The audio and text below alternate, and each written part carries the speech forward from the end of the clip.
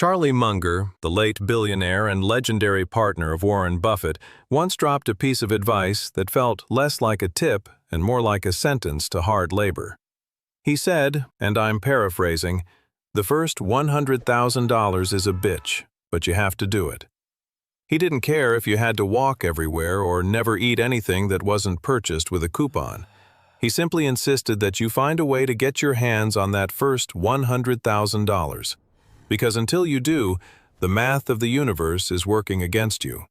Today, we are performing a forensic audit on the most difficult milestone in your financial life.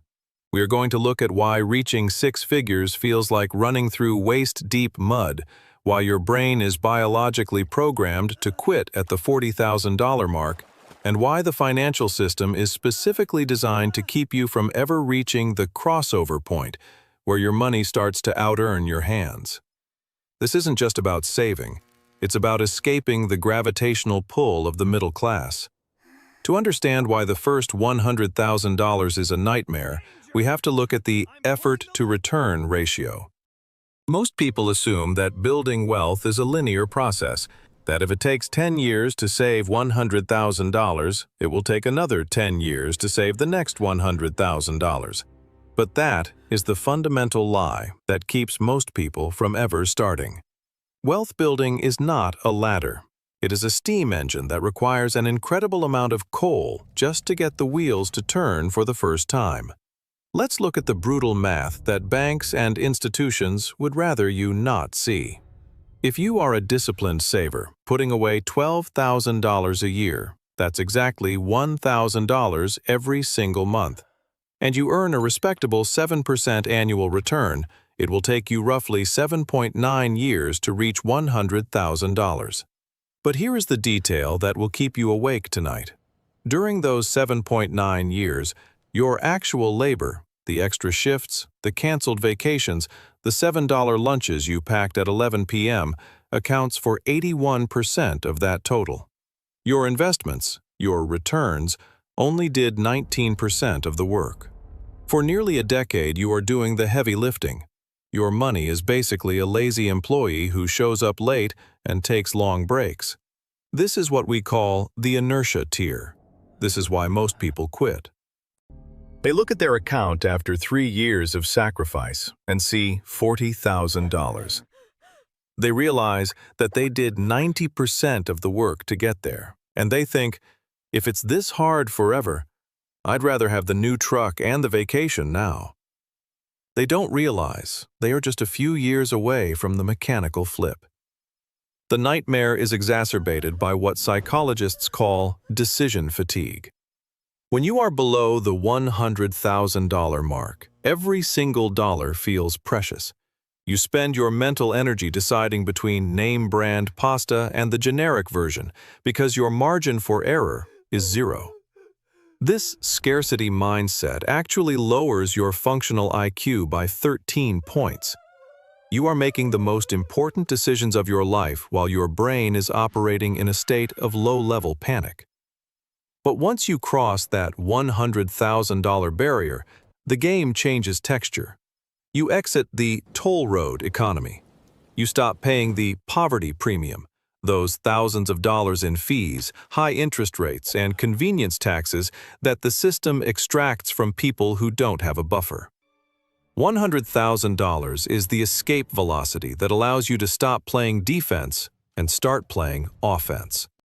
In the next part, we are going to break down the 8-4-3 rule. We will see exactly how the timeline collapses for the second and third $100,000, and why reaching your first six figures is mathematically equivalent to finishing 80% of the race toward your first million. To understand why the first $100,000 is the hardest, we have to look at the math of momentum. In physics, static friction, the force that keeps an object at rest, is always higher than kinetic friction, the force you fight once the object is already moving. Your finances work the exact same way. When you have $0, the static friction of your life is immense. You are fighting the high cost of being poor, the poverty premium, and the constant drag of fees that we've discussed before. But as you grind toward that first milestone, You are building what engineers call escape velocity. Let's look at the 8-4-3 rule, a mathematical phenomenon that occurs when you maintain a consistent investment strategy. Imagine you are saving roughly $10,000 a year and earning a 7% return. As we established, it takes about 8 years to reach that first $100,000. Those 8 years feel like a lifetime, because during that period, your money is essentially dormant. You are doing 80% of the work, and the interest is just a rounding error. However, the moment you cross the 6-figure mark, the timeline begins to collapse. To go from $100,000 to $200,000 doesn't take another 8 years. At the same contribution rate and return, it takes only 4 years. And to go from $200,000 to $300,000, it takes just 3 years. This is the mechanical flip. This is the point where the lazy employee, your money, finally starts drinking coffee and getting to work on time. Around a $171,000 balance, a profound shift occurs. Your annual investment returns officially start beating your annual contributions. From that Tuesday forward, your wealth is growing faster because of the market than because of your overtime shifts. You have officially transitioned from being a worker who saves to an investor who works. But $100,000 does more than just accelerate your math. It changes your financial posture. When you have $100,000 in liquid or semi-liquid assets, you possess something that 60% of American households will never touch: the walk-away position. This is the level of capital that allows you to survive for 3 to 5 years without a single paycheck if you had to. This isn't just emergency fund territory anymore. This is sovereignty territory. When you walk into your manager's office for a salary negotiation with $100,000 in your corner, you aren't begging for a raise. You are offering to continue your partnership with the company on fair terms. Lenders can sense this lack of desperation. Your credit score might be the same as it was at $10,000, but your risk to the system is fundamentally lower. The reason the rest is easy is because you've already paid the character tax. Saving $100,000 from scratch requires you to develop a set of psychological muscles that most people never build: delayed gratification, tracking where every dollar goes, and resisting the urge to perform a rival via a new car or a bigger house. By the time you hit the first $100,000, these behaviors aren't sacrifices anymore. They are your default operating system. You've already learned to live on less than you make. You've already navigated the digital friction the banks use to keep you inert. You've built the bridge. Now, you just have to keep walking across it. In the final part, we will discuss the 1% gateway. We will look at why $100,000 is the minimum viable net worth to survive economic shifts, and how to ensure you don't fall into the post-100,000 trap. The dangerous moment when people finally feel rich enough to blow the very momentum that was supposed to set them free. Crossing the $100,000 threshold does not make you a millionaire, but it makes becoming one inevitable if you simply refuse to get in your own way.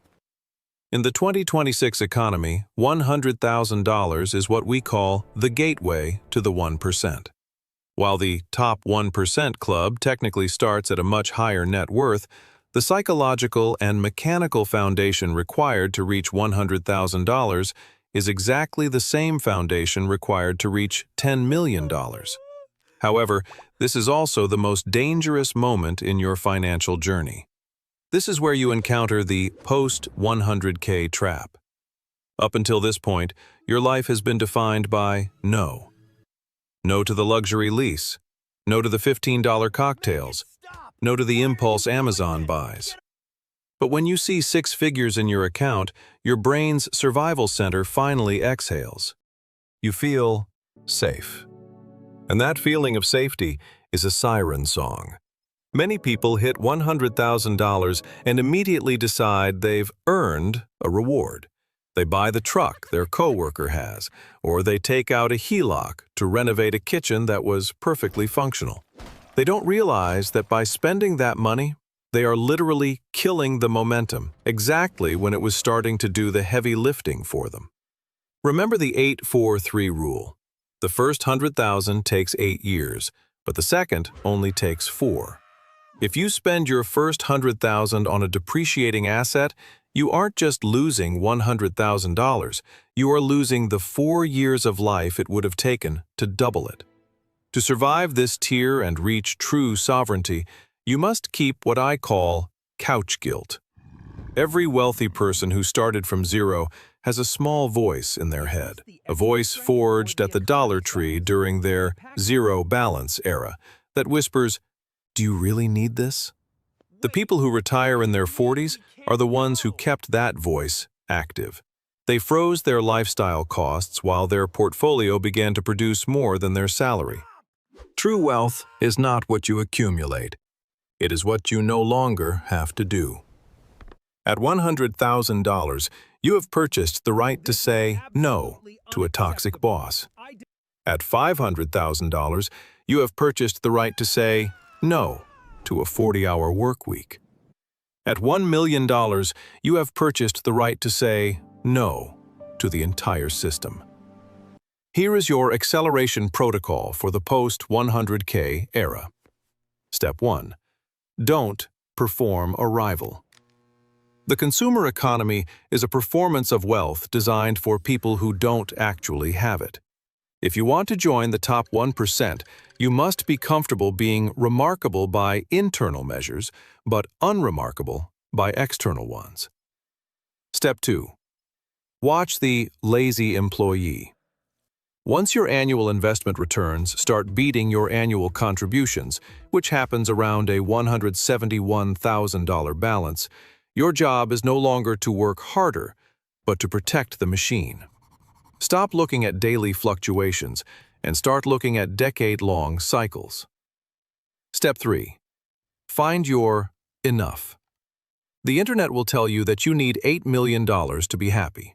The math says that for a quiet life and a comfortable home without financial noise, your enough is likely much smaller. Once you find that number, every dollar above it is just points on a scoreboard.